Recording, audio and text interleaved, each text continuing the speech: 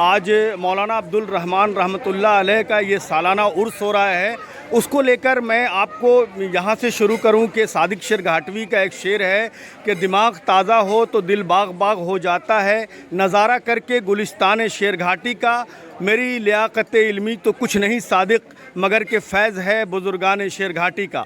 تو جو ولیوں اور بزرگوں کا فیض کی پیاس لے کر لوگ یہاں پر پہنچتے ہیں عقیدت مند، اور خاص طور سے عام دنوں میں تو یہاں لوگ آتے ہی ہیں، لیکن عرس کے موقع پر آس پاس کے دور دراز کے علاقے سے عقیدت مند جو ہیں وہ یہاں پہ آتے ہیں۔ اور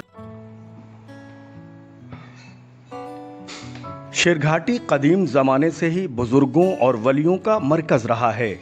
یہاں آج بھی صوفی سنتوں کے درجنوں مزارات موجود ہیں۔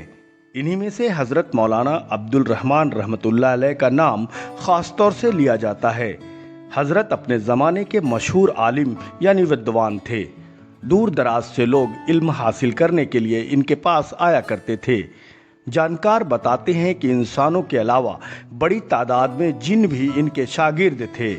ناوک حمزہ پوری کی کتاب آثار اور خواجہ عبدالکریم کی کتاب ریاض الرحمن کے انوسار شیر شاہ کے ساسن کال میں ان کے پروج شیر گھاٹی کے قاضی بنا کر بھیجے گئے تھے۔ اسی دوران قاضی حضرت رکن الدین اور قاضی حضرت علاء الدین انہی کے خاندان سے مولانا عبدالرحمن رحمۃ اللہ علیہ کا تعلق ہے، اور ورتمان متولی خواجہ فردوس غنی اسی خاندانی سلسلے سے آتے ہیں۔ خواجہ فردوس بتاتے ہیں کہ حضرت کے آستانے کے رکھ رکھاؤ کی ذمہ داری ان کے ہی پریوار کے لوگ سنبھالتے ہوئے آ رہے ہیں۔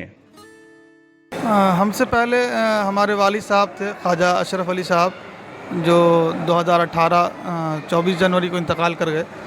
ان کے بعد ہم لوگوں نے وہاں وقف بورڈ سنی وقف بورڈ میں اپلیکیشن دیا ان کے انتقال کا، اور سرٹیفکیٹ وغیرہ ساری جمع کی، تو وقف بورڈ نے پھر الاؤ کیا ہم کو متولی۔ اس سے پہلے ہمارے والد صاحب سے پہلے ہمارے دادا خواجہ سید عبدالباقی صاحب تھے۔ 10-11 پشت پہلے 185واں عرس ہے، اس سے بھی اندازہ آپ لگا سکتے ہیں، حضرت کا 185واں عرس ہے۔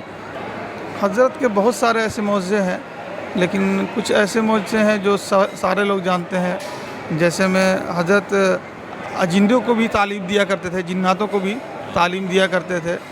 اور ایک معجزہ یہ ہے کہ انگریزوں سے ایسی ان کی نفرت تھی کہ ایک انگریز جو ہے کہ مسلسل ان سے متاثر ہو کر کے ان سے ملنا چاہ رہا تھا، تو قریب پہنچنے پہ وہ جو ہے کہ آنکھ کی اس کی بینائی چلی جاتی تھی، تو پھر لوٹ جاتا۔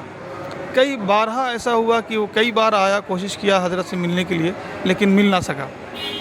اس کی قریب آنے پہ ہی بینائی چلی جاتی تھی، مطلب اندھا ہو جاتا تو بینائی چلی جاتی تھی۔ اور بھی بہت سارے معجزے ہیں دیگر، ان کی کتابیں ہیں، ان کی کتابوں میں بہت سارے معجزے لکھے ہوئے ہیں۔ یہاں دور دراز سے لوگ عرس کے موقع پر چادر پوشی اور فاتحہ خوانی میں شامل ہونے آتے ہیں۔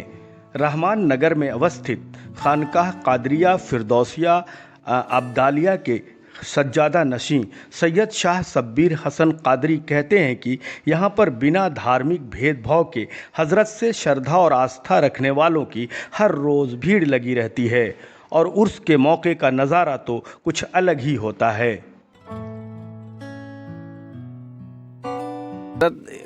یہ قطب شہر اور آپ کی قطبیت کا جو علاقہ ہے وہ دور دراز میں پھیلا ہوا ہے۔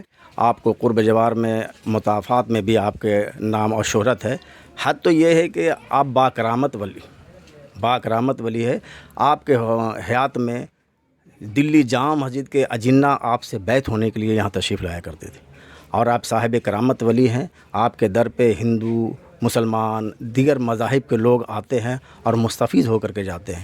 بہت عام دنوں میں آپ جا کے دیکھیں گے تو مطلب قطار میں مجمع لگا رہتا ہے، اور لوگ بیماریوں سے مستفیض ہو رہے ہیں، صحت شفا پا رہے ہیں، مجمع سا لگا ہوا ہے، اور کرامت ظاہر ہے اور جاری ہے آج بھی دیکھنے کی چیز ہے۔